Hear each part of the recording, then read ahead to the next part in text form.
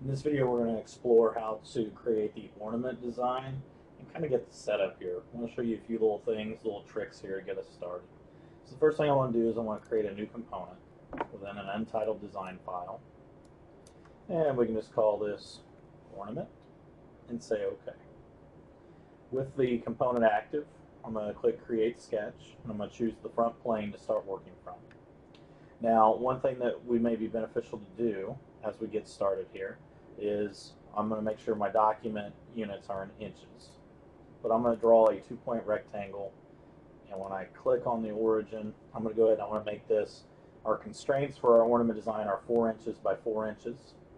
And I'm going to go ahead and draw this square just to give me some boundaries of what we're working with. I'm going to highlight all the lines, and I'm going to toggle them to construction lines by clicking on the icon in the sketch palette. From here, I can now go through and start looking at pulling in some different geometry and start modeling my ornament. So in order to do that, we can also go through, so anything we draw inside this box can be used. Here's another option that can be used, is under the insert panel, we will go through and have the insert canvas option.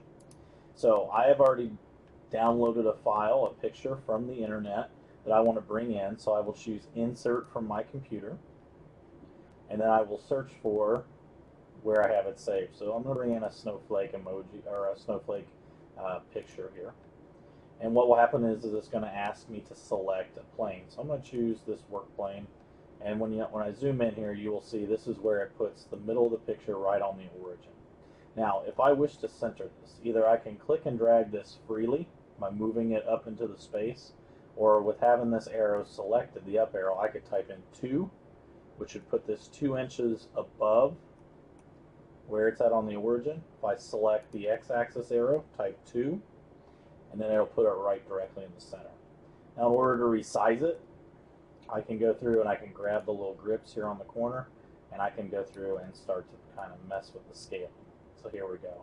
Now I'm going to go through and scale it up until it's inside the boundary and about the size that I want it. Some things that you may see, this menu here, I got a little scroll bar.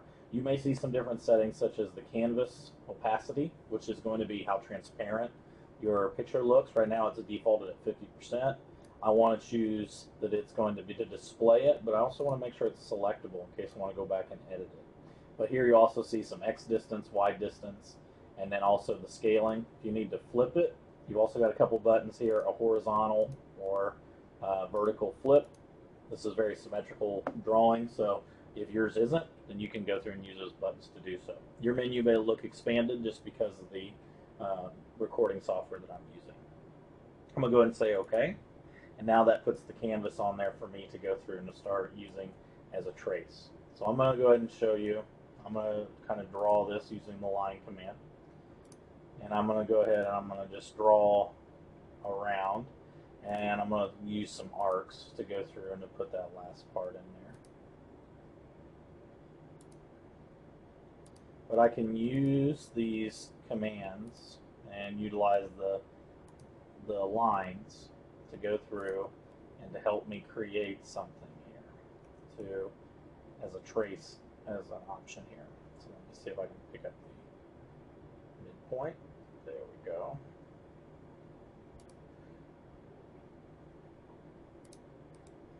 Okay, some things that will be very helpful, get off of the line command, are going to be some of the geometric constraints. Like here I had one line that was not vertical.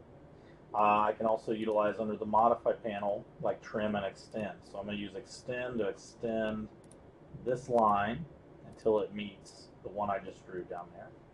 Give me a closed loop profile. I can also create on the ends of my points, I'm going to do 3-point arcs. So to go through and choose to put in the rounded edges on my snowflake. And then I can use the trim command to trim away those lines so that way I don't have separate parts. Now I'm only going to draw one branch of the snowflake out of the 6 that I have available, and I'm going to show you why. We're going to use some of our tools available. I'm going to go ahead and say Finish Sketch. I'm going to go ahead and turn this. I'm going to go ahead and extrude this. The constraint on this is going to be 1/4 inch, 0.25, and I'm going to say OK. Now I'm kind of done with this canvas, so I'm going to go over here to the browser to expand the canvases, and I can hide the canvas. That way that's not going to be shown by toggling off the visibility. From here, I'm going to use some of the tools we've been practicing in class.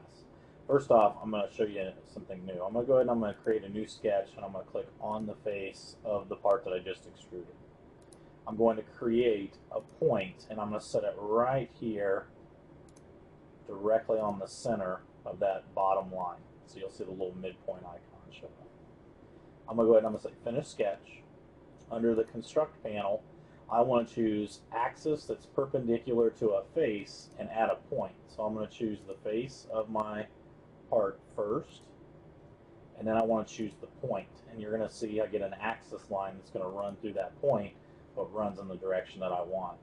From here, I can go to Create and go down to Pattern and choose Circular Pattern. I'm going to change the type to Features. Choose my branch of my snowflake. Go over here, hit Select Axis, and then choose the axis that was drawn. Now I can go through and set in how many patterns do I want. So I could do 4, I could do 5, but in our picture we had 6. You don't have to stick with what's on your picture. You can actually go through and edit those a little bit, make it customizable, and then we can go ahead and say OK. One thing I can do under the construction folder, turn off the visibility of the axis. And then the other thing you're going to see is we do have these separate lines. So what has happened here is, let me expand the bodies folder. We have 6 different bodies that are representing each branch of our snowflake. In order to make it one continuous part, I'm going to go to Modify, Combine, and then I'm going to go ahead and I'm going to choose the first body as the target, and then the other bodies I'm going to go around and I'm just going to select all 6 of those. And I'm going to make sure the operation is to join.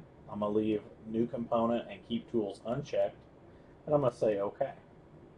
And now I can go through and you will see now I have my component. You'll see I have like kind of like a light blue. I've got one sketch that's still visible, so I'm going to take this sketch off of there. And I'm going to collapse these menus and collapse them over. So combining will combine all those bodies together, and now you have a single finished part that can go through and be used to create an STL or to create a drawing in order to be laser cut. So just keep in mind some of the tools that are available to you: rectangular pattern, circular pattern, mirror. So those different tools we've been learning, as well as your geometric constraints to help you achieve the geometry that you would like for your ornament design.